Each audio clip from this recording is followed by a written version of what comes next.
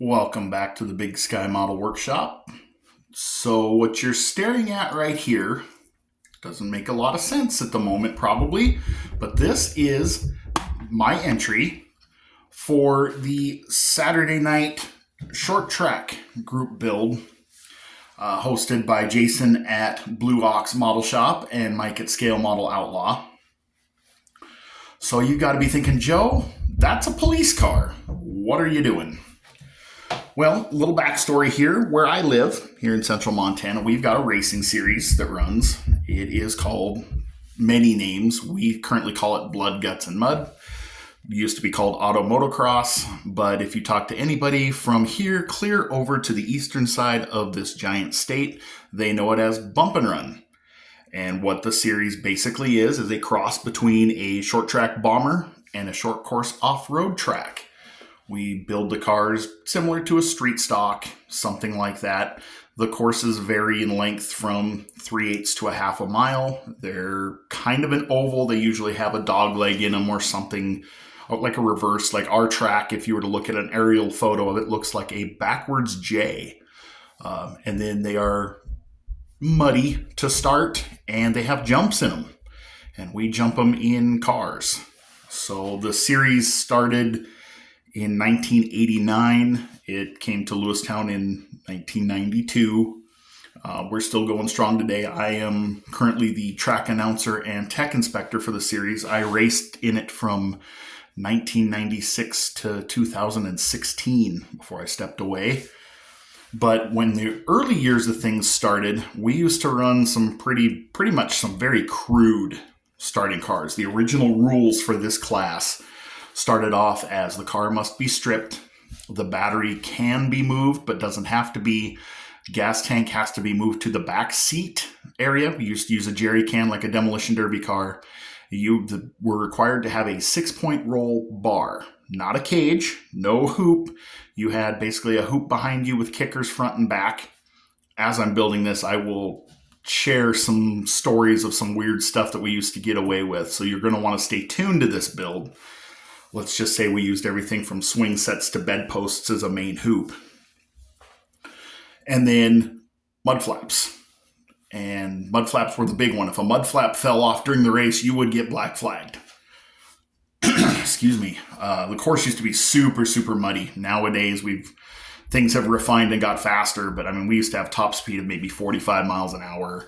The cars had a $500 claim rule, meaning you could buy the winner's car for $500. So things were pretty cheap.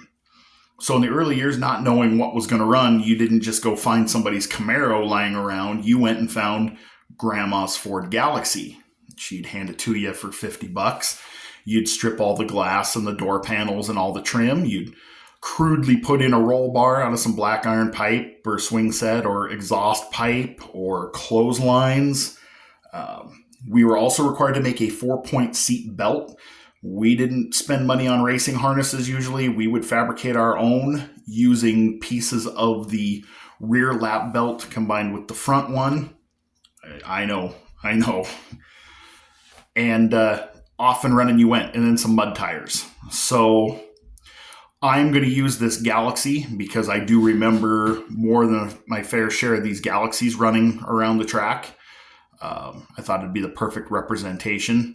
So this car is the perfect starting point, but then you're going to ask, well, why is it sitting on a pickup truck box, Joe? Great question. I need mud tires, obviously. We didn't run these on the straight stock tires because you would slip and slide everywhere. So the main reason I snagged those tires is because I want that look right there. Mud tires on the stock Steelies. So I get that to focus. There we go. That right there is what we're after. Bear with me. I know I'm probably off center here, but my phone is kind of goofy today. So I wanted those. And the other thing, in one of my previous videos, I told you guys I'm not a rivet counter by any means. But let's be honest with each other. A 1974 Galaxy never came with a Boss 429 unless your name was Gator McCluskey. So I am going to raid the engine out of that kit because it is actually a good representation of like a 390, which this car would have probably had. I'll probably find a resin 3D printed 2-barrel because we started out cheap. It was whatever was in the car. So I'm going to picture this as a 1970 Galaxie with a 2-barrel 390. We're going to strip it and put a very crude 6-point roll bar in it. We're going to leave the bench seat because that's what we did. I will put together a 4-point belt, come up with some window screen, and I am going to make some mud flaps. I'm in the process of working on that right now, trying to get something scaled down to what I want to do there. So anyway, I know this is a little long-winded, but if you guys haven't checked out this group build, make sure you head over to Blue Ox Model Shop or to Scale Model Outlaw, and he can kind of run over the rules of what it's going to be. I am going to do more than one car for this build because circle track and short track racing is part of my background. But this is the first one. I just thought I would make sure I got this down this morning while I got some quiet time so that you guys knew I was in on it. You are definitely going to want to stay tuned for this. I will share some more about this series of racing that we run as I'm putting this car together. You'll just have to trust me. It'll be pretty cool when it's all done. So in the meantime, guys, I'm going to leave you at that. Go out and build something, and I'll see you next time.